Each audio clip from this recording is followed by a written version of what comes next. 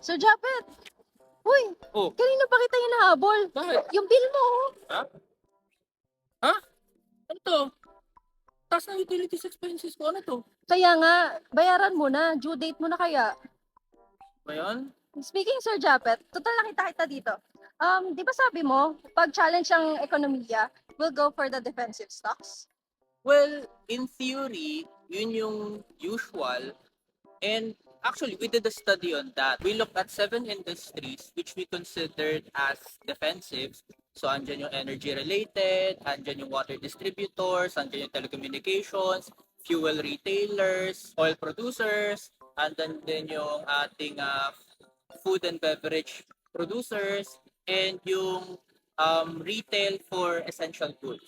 So, tinignan namin yung mga yun, tinignan natin yung share price performance ng mga stocks under those industries for the past 2.5 months, which is also the time that the Middle East conflict was ongoing. Based on the results of the study, nakita namin that out of the 7 industries, on average, dalawa lang yung nag-post ng gain. And those are the energy-related sector and the water distribution sector.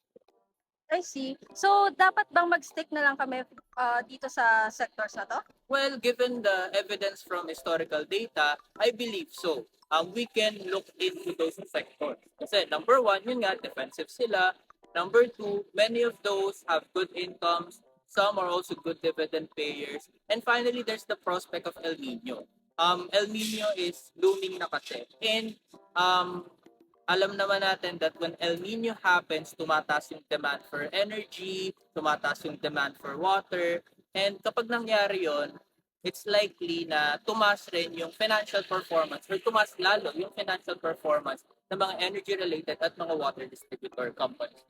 Maire-reco ka ba ang mga stocks under this sector? Well, if you're going to look at the historical performance in the past 2.5 months, in the energy-related sector, out of the 17 companies na nandun, 10 yung nag-post ng gain. So, yung ilan dyan is si Acen, si Alter, si Sirec, si Raslag.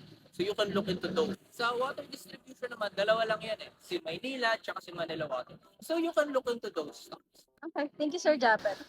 You're welcome. By the way, if meron pa kayong gustong malaman, ano lang, check nyo lang yung weekly notes namin. Nasa research portal lang. Okay, sir. Pwede pahawak ko na. Sige. Kaya ano lang ako. Bakit? Hoy! Hoy, yung bill mo!